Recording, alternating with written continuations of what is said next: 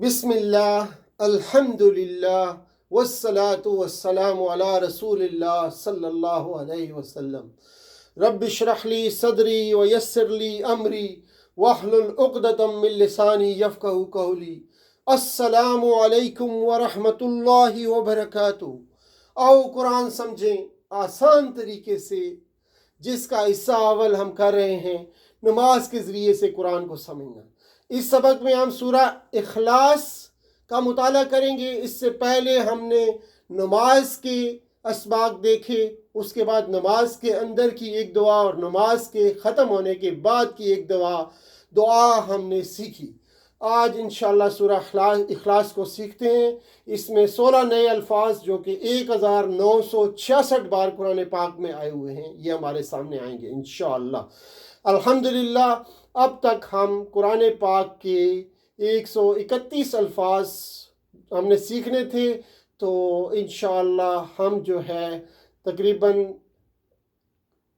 کافی سارے الفاظ اس وقت سیکھ چکے ہیں، اور آئندہ جو ہے انشاءاللہ چند اور لیسنز میں ہمارے تقریباً 50% تک پہنچ جائیں گے۔ سورہ اخلاص ابتدائی مکی سورہ ہے۔ یہ بہت چھوٹی مگر بہت ہی اہم اور بہت ہی زبردست سورہ ہے۔ نماز میں اس کو صرف اس نیت سے مت پڑھیے کہ یہ چھوٹی سورہ ہے، بلکہ اس کی اہمیت کو سامنے رکھتے ہوئے آپ پڑھیے۔ اب اس کی اہمیت دیکھتے ہیں کہ نام اس کا ہے اخلاص، یعنی کہ جو کوئی سمجھ کر پڑھے اور اس پر ایمان لائے تو اس کا عقیدہ خالص ہو جائے گا۔ جو کوئی سورہ مبارکہ کو سمجھ کر پڑھے اور اس پر ایمان لائے تو اس کا عقیدہ خالص ہو جائے گا۔ لوگوں کے سوال کے جواب میں آپ صلی اللہ علیہ وآلہ وسلم نے کس معبود کی عبادت کی طرف بلاتے ہیں یہ جواب دیا تھا۔ یہ وہ سورہ ہے جو کہ اللہ تعالیٰ نے آپ پر نازل کی۔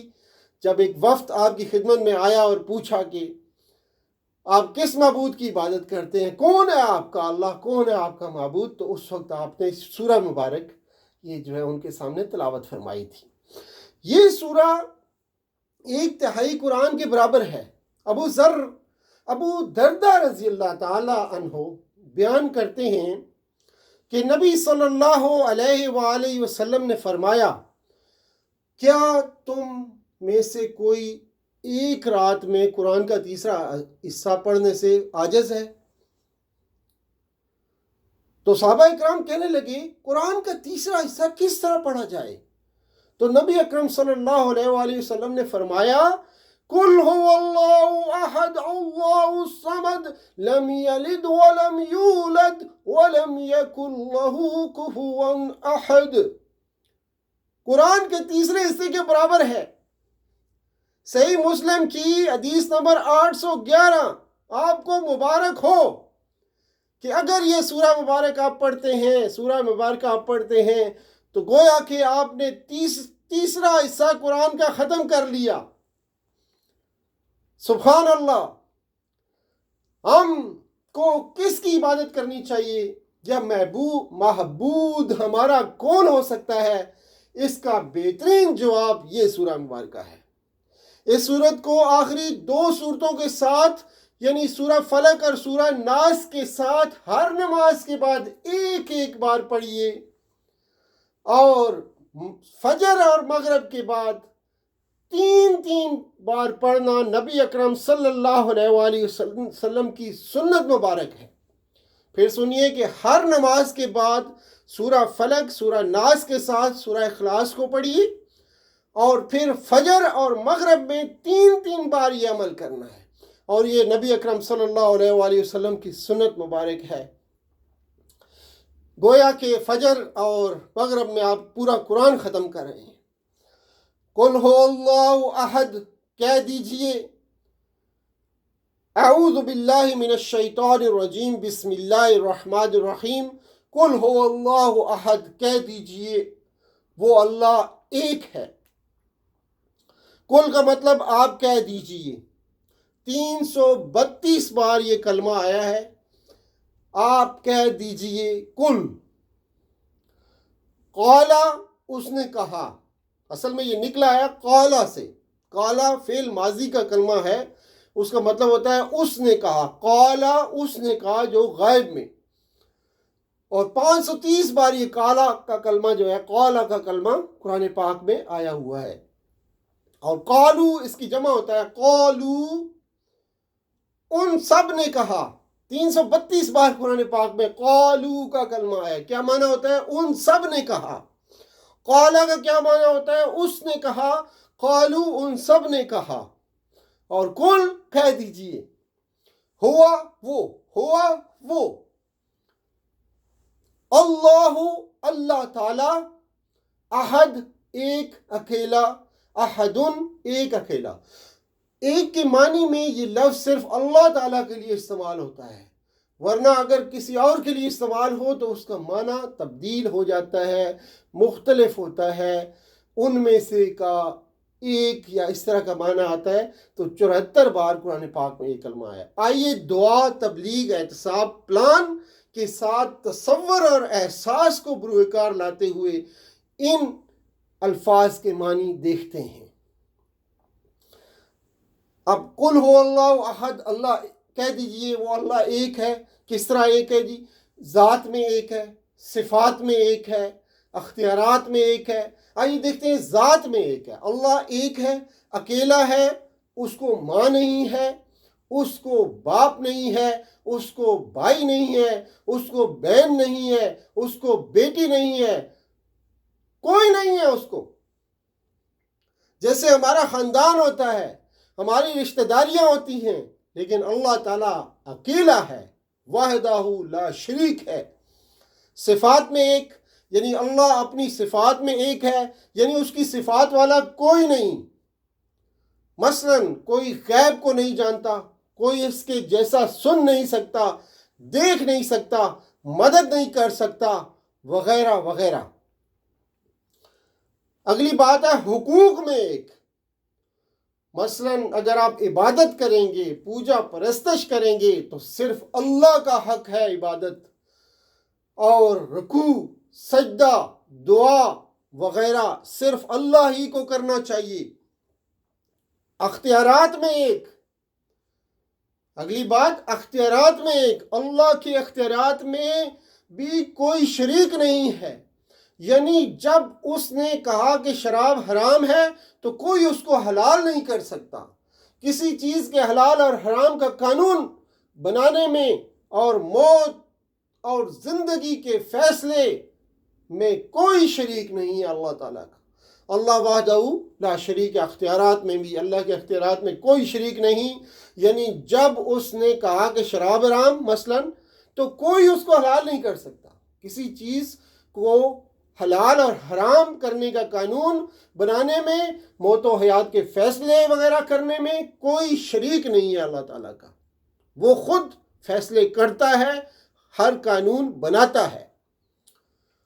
جائزہ لیجئے، اللہ ہی صرف بندگی کا مستحق ہے، لیکن کتنی بار ہم نے نفس کی بندگی کی ہے، کتنی بار ہم شیطان کی اطاعت کرتے ہیں، اس کی باتیں سنتے ہیں۔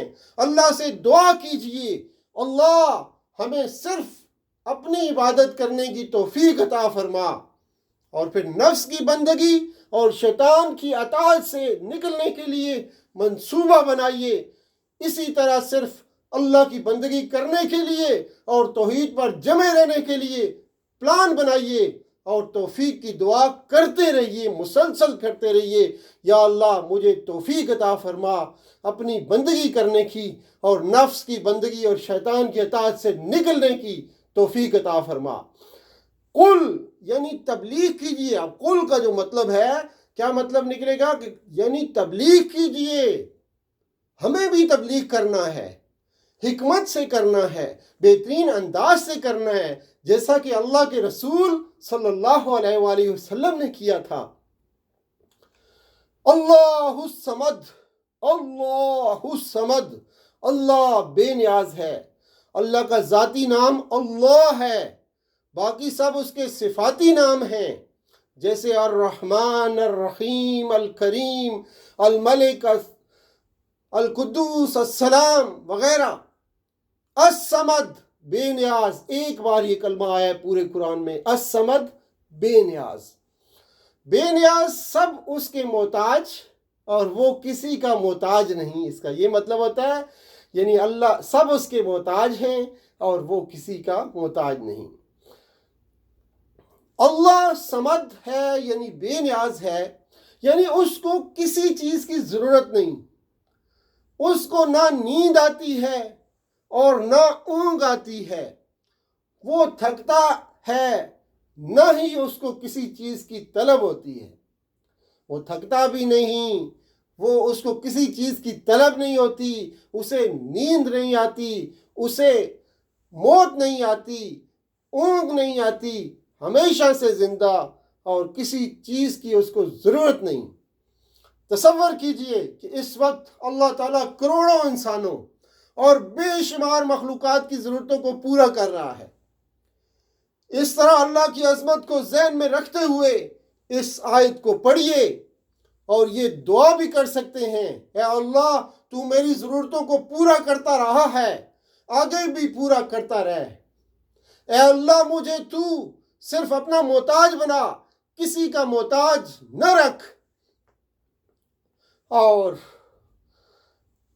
आगे फरमाया लम यलिद व लम यूलद, ना उसने किसी को जना और ना वो जना गया, यानी ना वो किसी का बाप है और ना किसी का बेटा। लम का मतलब होता है डिड नॉट, नहीं।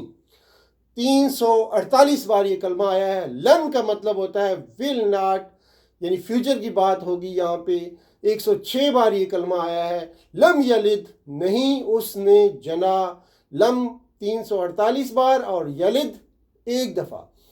वालिद, वालदा, वालदैन, औलाद, विलादत, मिलाद, ये सब कलमात से अल्हम्दुलिल्लाह उर्दू में भी हम वाकिफ़ हैं। वलम यूलद, और ना ही वो जना गया। यूलद भी एक दफ़ा आया है। यलिद उसने जना एक्टिव वॉइस है, यूलद वो जना गया पैसिव वॉइस है। यानी यलिद जो है उसने जना एक्टिव वॉइस और यूलद वो जना गया पैसिव वॉइस है। दुआ, एहसाब, प्लान, तबलीग, तसव्वुर और एहसास के साथ इन आयात का मुताला करते हैं। लम यलिद व लम यूलद, ना उसकी कोई औलाद है और ना वो किसी की औलाद है। जब इंसान थक जाता है तो बच्चे उसका दिल बहलाते हैं। औलाद की जरूरत क्यों पड़ती है? जब इंसान थक जाता है तो बच्चे उसका दिल बहलाते हैं। जब इंसान बूढ़ा हो जाता है तो बच्चे उसका सहारा बनते हैं। जब इंसान मर जाता है तो बच्चे उसका नाम, उसका काम जारी रखते हैं। अल्लाह ताला इन सारी कमजोरियों से पाक है। वो थकता नहीं, वो बोर नहीं होता, वो बूढ़ा नहीं होता, वो हमेशा से है। इसलिए उसको कोई बाप से इसलिए उसको कोई बाप है ना माँ, वो हमेशा रहेगा। इसलिए उसको औलाद की जरूरत नहीं है, हरगिज नहीं है। इस आयत को पढ़ते हुए इस पैगाम को 150 करोड़ ईसाइयों तक पहुंचाने की जिम्मेदारी को महसूस कीजिए, जो ये गलत अकीदा रखते हैं कि ईसा अलैहिस्सलाम अल्लाह के बेटे हैं। और इसी तरह यहूदियों तक, इसी तरह हिंदुओं तक और जितने भी गैर मुस्लिम हैं उन सब तक ये पैगाम पहुंचाइए और मुसलमानों तक की भी ये पैगाम पहुंचाइए जो मुसलमान गलत अकायद रखते हैं। वलम यकुल लहू कुफुवन अहद, और नहीं है उसका हमसर कोई भी। वलम यकुन, वाव का मतलब और, लम का मतलब नहीं, यकुन है। यकुन का मतलब है। यकुन का क्या मतलब है? 31 बार यकुन का कलमा है। लहू उसका, वलम यकुल लहू, लहू उसका, उसके लिए।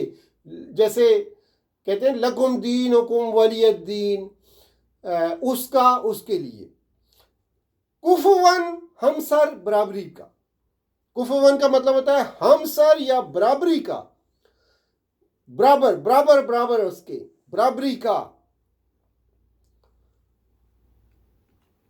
جیسے رشتہ طے کرتے وقت کفو کا خیال رکھا جاتا ہے، لڑکی کا خاندان دیکھا جاتا ہے، لڑکے کا خاندان دیکھا جاتا ہے، بہت زیادہ اونچ نیچ ہو تو معاملات میں مشکلات آ سکتی ہیں، تو اس لیے کفو کا خیال رکھا جاتا ہے رشتہ طے کرتے ہوئے، جس سمجھنے کے لیے بات ہے۔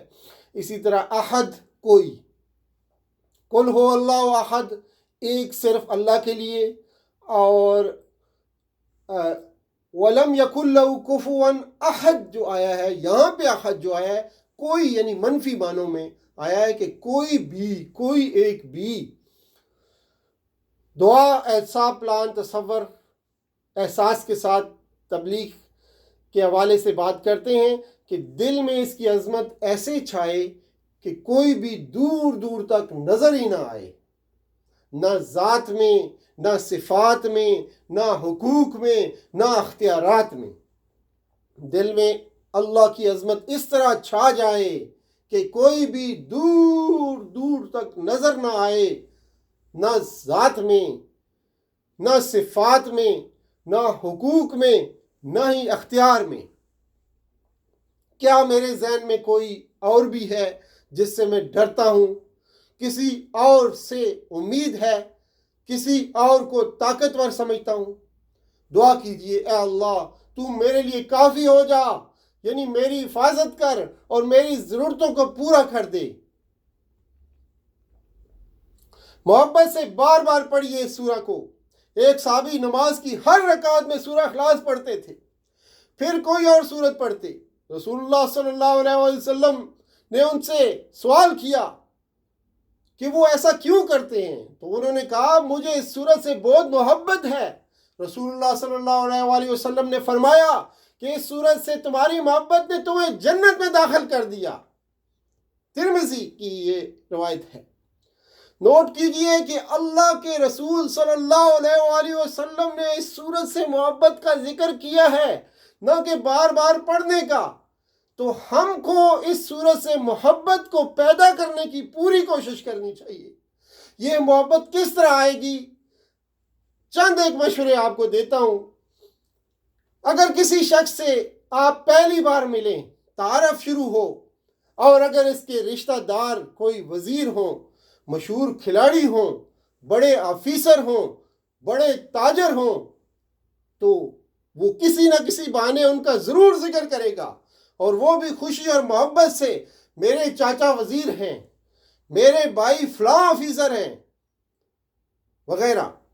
تو یاد رکھیے کہ اللہ تو ہمارا خالق ہے، اللہ تو ہمارا رازق ہے، اللہ تو ہمارا رب ہے، وہ سب سے بڑھ کر ہمارا محسن ہے، وہ ہم کو مسلسل دیتا چلا جا رہا ہے، وہ ہم سے 70 ماہوں سے زیادہ محبت کرتا ہے۔ پھر کیوں نہ ہم اس کا ذکر بار بار کریں، اور بھی اس طرح جیسے اللہ نے سکھایا، یعنی سورہ اخلاص اللہ کا ذکر ہے، محبت کے ساتھ بار بار اس کا ذکر کیجئے۔ وَلَمْ يَكُنْ لَهُ كُفُوًا أَحَدٌ، یعنی اس کے جیسا معاف کرنے والا کوئی نہیں ہے۔ اللہ کے 99 نام ہیں، ہر صفت میں اس کے جیسا کوئی نہیں ہے، نہ تھا اور نہ ہوگا۔ شرک کی اور دوسرے گمراہیوں کی گندگی اور گمراہی پر غور کیجئے، اور اللہ کا شکر کیجئے کہ اس نے صاف، پاک اور سچی بات ہم تک پہنچا دی ہے کہ اس کائنات کا مالک کون ہے، کیسا ہے، وہ ہم سے کیا چاہتا ہے۔ اگر خدا نخواستہ مجھے یہ پیغام نہ ملتا تو میں خیالات کی گندگی میں، خیالات کی گمراہی کے ڈھیر میں بہتا ہی چلا جاتا یا پریشان رہتا۔ اس لیے کوشش کیجئے کہ توحید کی اس سورہ کو پڑھتے وقت صرف شوق سے، محبت سے، عظمت سے اپنے دل کو بھرا رکھیے۔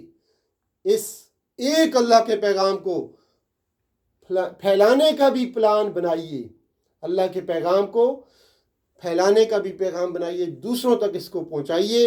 اللہ تعالیٰ سے دعا ہے کہ وہ ہمیں قرآن پڑھنے، سمجھنے، اس پر غور کرنے، اس پر عمل کرنے، اس کو پھیلانے اور یاد کرنے کی توفیق عطا فرمائے۔ سبحان اللہ و بحمدہ سبحانک اللہم و بحمدک نشہد ان لا الہ الا انت نستغفرک و نتوب الیک والسلام علیکم ورحمۃ اللہ وبرکاتہ.